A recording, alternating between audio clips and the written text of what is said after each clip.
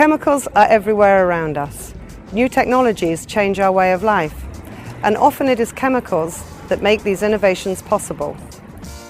Welcome to Zurich and the 2010 European Responsible Care Conference. People want to know whether these chemicals are used safely, without harm to the environment or human health. How can industry ensure the safe use of chemicals? And what is the role of responsible care in making progress? Mr. Manduri, the chemical industry wants to ensure the safe use of chemicals. What are the main challenges? The main challenges are to maintain an outstanding safety culture, day by day, from production down to the use of chemicals. And our challenge is to convince society that our industry is safe and sustainable. What is Cefic's role in this important area? Chemical safety is primarily an issue for our companies. The role of Cefic as a trade organization is to exchange best practice and to identify areas for priority actions. This conference in Zurich looked for answers in a dialogue with experts from industry, with manufacturers of consumer products, regulators, trade unions, and with people from science. Professor Wren, how are chemical risks perceived by the public? Well, that's not such an easy question because there are different ways that people perceive risks, specifically chemical risks. But I think what is very important for chemical risk is a pattern that we call, or we name, the creeping danger pattern.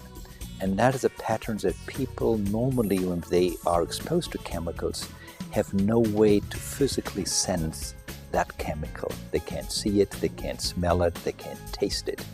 So they rely on information of third parties. And then the key variable is trust. If people trust information on any side in that communication game, they will do something what we could call a rational cost-benefit analysis. They will see, so what are the benefits, what are the costs, and then we have some kind of a judgment.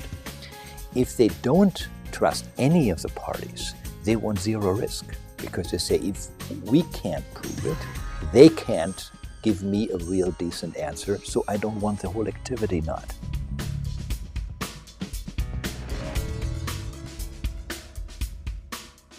Mr. Fritjof, IKEA is an important customer for the chemical industry. What currently are the main concerns on product substitution and product safety? Yes, for us at the moment we work a lot with exchanging flame retardants in polyurethane foam. And we moved from brominated to chlorine phosphorus compounds, but now we want to move away to more halogen-free compounds. So this is a lot of dialogue on this subject. Also, I would say softening agents, different phthalates, finding good alternatives is another one, including also in adhesives, where we sometimes find softening agents which can be a problem. Another example is stain repellency of furniture fabrics.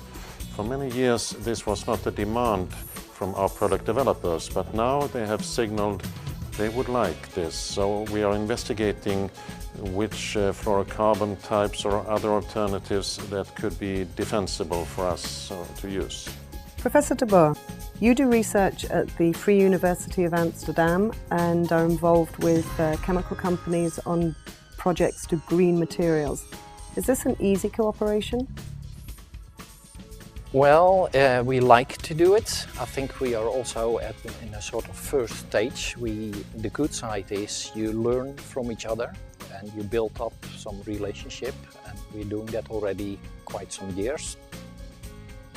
It's sometimes easy, it's sometimes not so easy, of course, because you're coming from a very different angle. But I would say that it's good enough for us to continue.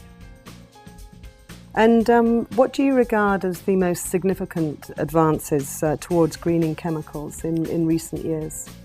Yeah, I think I was really happy to see that REACH came into force, because what my, I would say, worst experience throughout the years is that in substitution of chemicals, when it comes to it, sometimes it takes a very long time.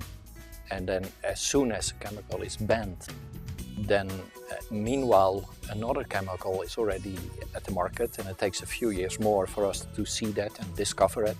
And then we find that maybe only one atom in the molecule has been shifted, and the whole circle, the whole loop goes again, like doping in sports. We feel often like that.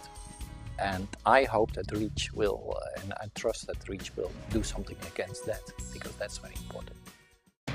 First goal of such a meeting is always to bring people together and to share know-how, experience, and I'm sure this goal is met. At first I must say that the organization was very good over here, and they had a quite interesting program.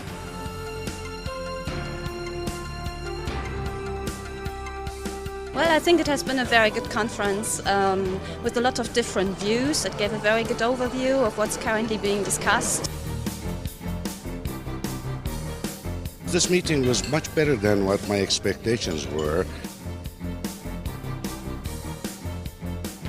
Responsible care is not really known within our communities. If you have meetings with stakeholders, we should present responsible care more and more as the program of the chemical industry. Our authorities are really aware about responsible care, but not the broad public.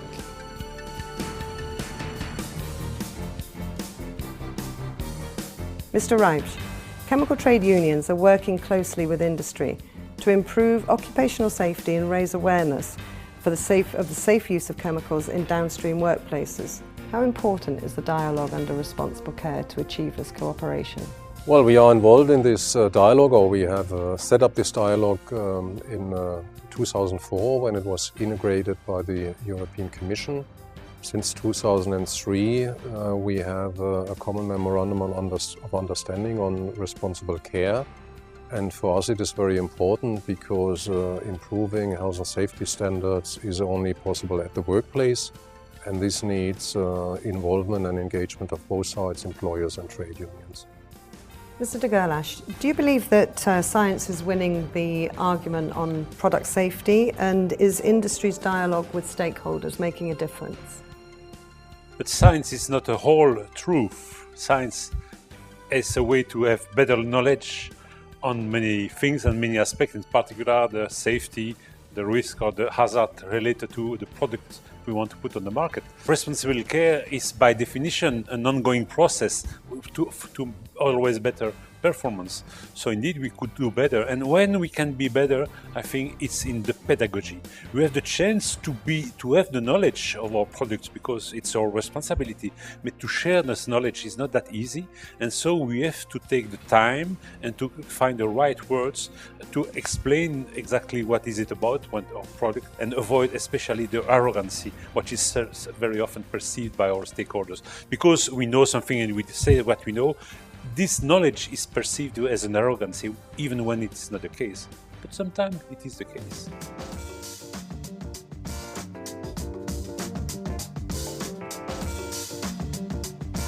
I was mainly interested in focal companies, what kind of tools they use, what kind of drivers they have to incorporate sustainability aspects in the supply chain. I come from the transport sector, obviously, which is Hector is all about. We look at 70% of chemical movements across Europe. I would like to see a closer working relationship generated out of this, and I think looking at the presentations, which were very informative, I think there is a step in the right direction with regards to closeness, which ultimately is going to give us our responsible care initiative moving forward.